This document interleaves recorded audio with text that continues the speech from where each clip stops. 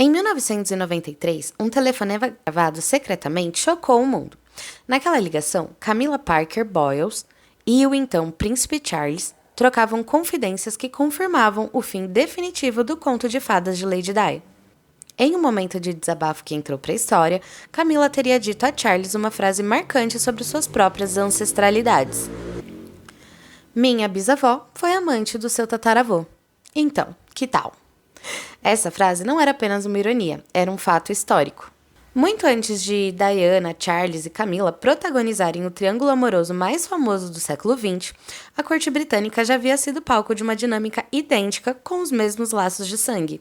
No final da era vitoriana e início da era eduardiana, uma mulher fascinante, sagaz e ambiciosa chamada Alice Keppel, a bisavó da Camilla, reinava soberana no coração do rei Edward VII, o tataravô de Charles e ancestral de Diana.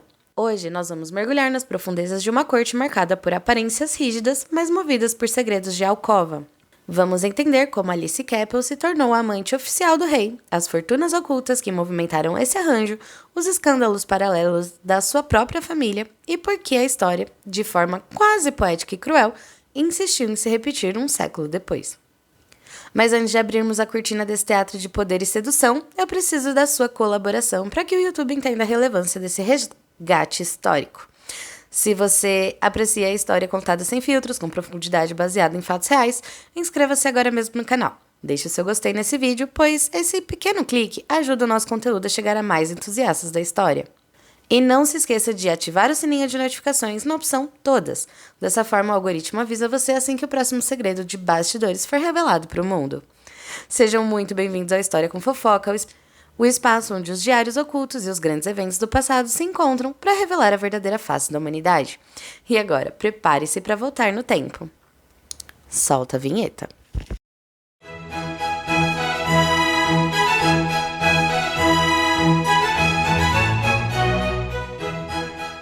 Para compreendermos a magnitude de Alice Keppel, precisamos primeiro entender o cenário em que ela operava. No final do século XIX, a Rainha Vitória governava o Império Britânico com uma moralidade extremamente rígida, quase asfixiante. No entanto, seu filho mais velho e herdeiro do trono, o príncipe Albert Edward, carinhosamente chamado de Bart pelos íntimos, era o oposto absoluto da sua mãe. Bart era um esteta, um homem com uma cintura de 120 centímetros, voltado aos prazeres da carne, da boa mesa, dos charutos pesados, das apostas e, acima de tudo, das mulheres. Alice Frederica Edmonstone nasceu em 1868 no estaleiro naval de Woolwich, em Kent. Ela era a filha caçula de uma família numerosa de um irmão e de 7 irmãs. Seu pai, Sir William, era um almirante aposentado da Marinha Real e o 4º baronete de uma linhagem antiga. Alice cresceu no castelo de Dantreath, uma propriedade da Escócia que pertencia à sua família desde o século XIV, um presente histórico dado originalmente pelo rei Roberto III da Escócia. Desde jovem, Alice, que foi apelidada de Fred pelos irmãos, demonstrava uma inteligência viva e um magnetismo que ia muito além da beleza física. Fisicamente, ela preenchia todos os requisitos cobiçados na década de 1890. Grandes olhos azuis, pele muito clara, cabelos castanhos volumosos, uma cintura fina e um busto generoso. Mas o seu maior triunfo era a sua personalidade. A sua própria filha, Violet, a descreveu anos mais tarde com as seguintes palavras: ela era luminosa e resplandecente. Ela não só tinha o dom de felicidade, mas se destacava em fazer os outros felizes. Parecia uma árvore de Natal carregada de presentes para todos. Em 1891, aos 23 anos, Alice casou-se com o honorável George Keppel, um oficial do exército britânico e filho do 7º conde de Albemarle. George era 4 anos mais velho e vinha de uma família com longa tradição de serviços prestados à família real. O casamento, embora legítimo e baseado em uma afeição mútua real, sofria com um grande problema para a época: a escassez de recursos financeiros. Eles possuíam criados, mas significativamente menos do que seus pares da alta sociedade londrina. Para Alice e George, isso significava estar à beira da falência. Para manter o altíssimo padrão de vida exigido nos salões de Londres, o casal precisava de conexões poderosas. É fundamental destacar que, na aristocracia eduardiana, o casamento era um contrato de propriedade, linhagem e finanças. O amor romântico era considerado uma raridade, quase uma fraqueza, inclusive. Uma vez que um herdeiro legítimo fosse gerado para garantir a sucessão dos títulos, não era incomum que maridos e esposas buscassem discretamente seus próprios arranjos afetivos. Alice começou a se envolver com homens ricos e influentes para financiar os luxos da família. Teve um caso com Ernest Beckett e o segundo barão de Greenthorpe, e membros da própria família Capel acreditavam que Beckett era o pai biológico da primeira filha de Alice, a Violet. George Capel entendia perfeitamente as regras desse jogo social. Ele próprio gostava muito de mulheres e tinha suas próprias amantes. O historiador Christopher Hibbert descreve o matrimônio dos Capel como um casamento de companheirismo, de amor e de risos. O encontro definitivo que mudaria os rumos da história britânica ocorreu em 1898. Alice tinha 29 anos, o príncipe de Gales já estava com 56. A despeito da diferença da idade, a conexão entre os dois foi instantânea e avassaladora. Alice possuía uma habilidade que as outras amantes do príncipe não tinham. Ela sabia acalmá-lo. Bart era conhecido por seus acessos de fúrias terríveis, seu tédio crônico e sua impaciência. Alice, com seu temperamento alegre, sua risada contagiante e sua descrição impecável, tornou-se o porto seguro do homem que governaria um quarto do planeta. Rapidamente, ela assumiu o posto de amante oficial. E aqui reside a grande particularidade de Alice. Ela transformou essa posição em uma engrenagem de Estado, com o consentimento pleno do seu marido. George convenientemente se ausentava de casa sempre que o príncipe anunciava uma visita. Se por acaso estivesse presente, quando o monarca chegava, George se retirava discretamente após uma reverência. Quando questionado por amigos sobre a situação, o George dizia calmamente: "Não me importo com o que ela faz, desde que ela volte para mim no final." Como o príncipe herdeiro estava legalmente proibido de usar dinheiro público do contribuinte para sustentar suas amantes, ele e Alice arquitetaram uma solução financeira genial. Bart providenciou um emprego extraordinariamente bem remunerado para George em uma empresa de suprimentos. Além disso, o príncipe orientou seus amigos mais ricos e influentes no mercado financeiro, como o magnata e banqueiro Sir Ernest Cassel, a comprarem ações e fundos em nome de Alice. Dessa forma, ela acumulou uma fortuna colossal de forma indireta, tornando o casal Capel imensamente rico. Em 1901, com a morte da rainha Vitória, o príncipe finalmente ascende ao trono como rei Edward VII. Longe de ser afastada com a nova dignidade do amante, Alice viu seu poder se consolidar ainda mais. Uma das maiores curiosidades da história britânica é a relação de convivência entre Alice e a esposa do rei, a rainha Alexandra da Dinamarca. A rainha Alexandra sofria com uma surdez congênita progressiva, o que a fazia se isolar frequentemente das funções sociais da corte.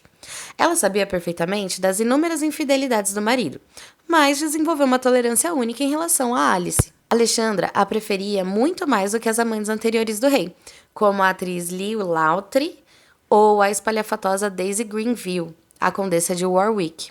Alice era impecavelmente educada e conhecia o seu lugar. Ela jamais tentava competir com a soberana em eventos públicos ou ostentar joias que pudessem ofendê-la. Além disso, Alice era uma força pacificadora crucial. Quando o rei dava seus famosos chiliques ou exibia um comportamento rude e egoísta, era Alice quem conseguia acalmá-lo, convencendo-o a cumprir seus deveres reais ao lado da esposa. A Alexandra chegou até a expressar alívio pelo fato da Alice conseguir transformar um monarca agressivo e entediado no governante tolerante e espirituoso que o povo britânico tanto amava. No entanto, a rainha tinha seus limites. Ela ficava profundamente irritada com a presença constante da Alice ao lado do rei em fotografias tiradas durante os finais de semana nas propriedades de campo da aristocracia. Por conta disso, Alexandra passou a se recusar a acompanhar o marido em suas viagens favoritas para Biarritz, no sul da França. Era Alice quem viajava em seu lugar, acompanhada de suas filhas, a Violet e a Sônia. Na França, os funcionários das estações de trem e oficiais de fronteira tratavam Alice com a pompa e a dignidade historicamente reservadas às grandes amantes reais francesas. Ali, longe dos olhos de Londres, Alice e o rei viviam abertamente como marido e mulher. Alice tornou-se uma diplomata de bastidores de pleno direito. Ministros de Estado, embaixadores estrangeiros e membros do serviço civil sabiam que, para fazer a proposta política ou um tratado chegar aos ouvidos do rei de forma favorável, o caminho mais curto e eficaz era através de Alice. Ela analisava discursos, sugeria abordagens políticas e intervinha em crises ministeriais. Ela não era uma mera cortesã, era uma conselheira política sênior não oficial do Império Britânico. Contudo, nem todos assentavam essa dinâmica. Casas extremamente tradicionais e puritanas, como a do Duque de Norfolk, no castelo de Arundel, ou a do Duque de Portland em Abadia, de Welbeck, fecharam suas portas para Alice. O magnata William Waldorf Astor chegou a bani-la da sua propriedade, Cliveden, declarando que Alice havia descido ao nível de uma cortesã pública. Mas, enquanto o rei estivesse vivo, o poder de Alice permaneceria inabalável. A vida de Alice também foi marcada por dramas familiares intensos que mostram que a sua linhagem era propensa a quebrar regras sociais. Sua filha mais velha, a Violet Capel, tornou-se uma escritora famosa, mas entrou para a história devido ao seu escandaloso e tumultuado relacionamento amoroso com a poetisa Vita Sackville West, que inclusive também foi amante da renomada escritora Virginia Woolf. Alice tentou de todas as formas abafar o caso da filha para proteger a reputação da família e a sua posição ao lado do rei, forçando Violet a um casamento de fachada com um oficial chamado Denis Trefuzes. Mas o verdadeiro teste para o império de influência da Alice ocorreu em maio de 1910. A saúde do rei Edward VII colapsou devido a uma bronquite severa seguida de 2 ataques cardíacos sucessivos. Sabendo que o fim estava próximo, Alice implorou a rainha Alexandra para ver o monarca pela última vez. Como prova de seu direito, ela mostrou à rainha uma carta pessoal que o próprio rei havia lhe escrito em 1902, onde afirmava que a queria ao seu lado nos seus momentos finais. A rainha Alexandra, em um ato de extrema generosidade, permitiu que Alice entrasse nos aposentos privados do palácio de Buckingham, enquanto o rei ainda estava consciente. Só que assim, o que aconteceu a seguir divide os relatos históricos. Em suas memórias e conversas com amigos, Alice tentou criar uma narrativa fantasiosa, afirmando que a rainha a havia abraçado, chorado e prometido que a família real cuidaria dela. No entanto, os diários oficiais dos médicos do rei, o Sir James Hyde, e do secretário privado Francis Knollys, revelam a dura realidade. O rei moribundo mal conseguiu reconhecer Alice. Tomada pelo desespero e pela iminente perda de todo seu poder e proteção, Alice teve uma crise severa de histeria, gritando e chorando alto, precisando ser arrastada para fora dos aposentos reais pelos guardas do palácio. Edward VII faleceu às 11h45 daquela mesma noite. A transição de poder foi brutal para Alice.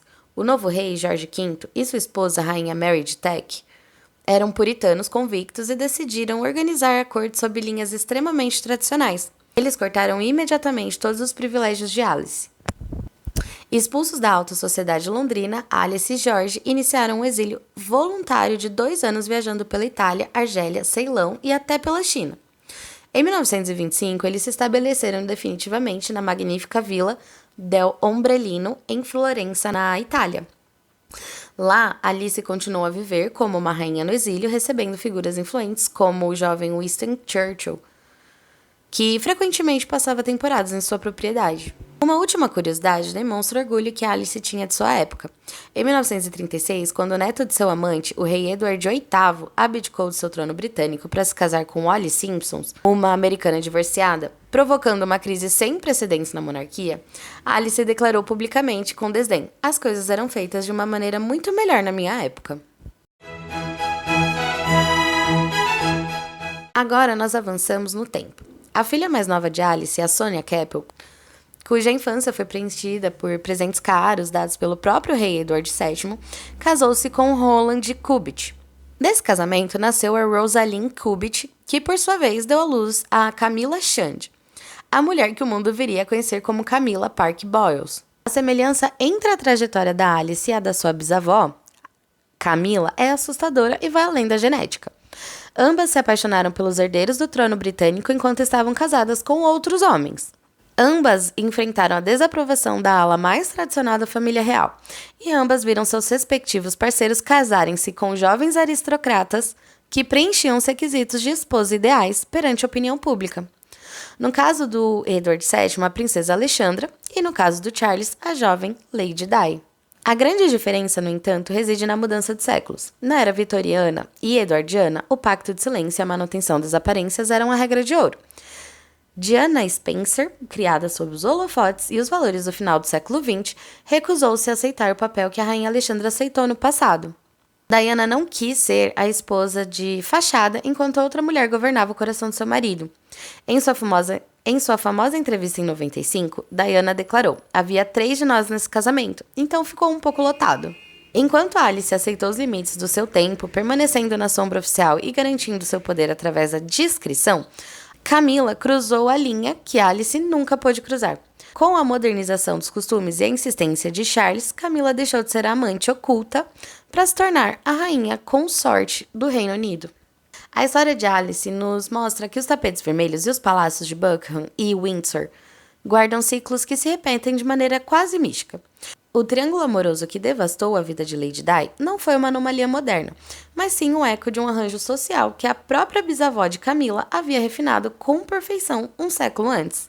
Alice faleceu na Itália em setembro de 1947, aos 79 anos.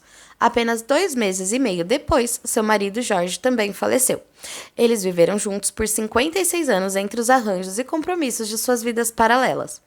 E Jorge costumava dizer que não saberia viver sem ela. Ambos estão enterrados lado a lado lá em Florença. Alice partiu sem jamais imaginar que a sua linhagem voltaria a ocupar o trono britânico. Não mais pelos fundos do palácio, mas pela porta da frente. Olhar para o passado nos permite entender que por trás das coroas, das joias e dos discursos oficiais, a realeza é movida pelas mesmas paixões, ambições e fraquezas que governam a vida de qualquer um de nós. Se você gostou desse mergulho nos bastidores da história, deixe seu comentário sobre o que mais te impressionou nessa dinastia de segredos. Espero que você tenha gostado desse vídeo. Muito obrigada pela sua companhia até aqui. Fique bem e até o próximo episódio. Tchau, tchau!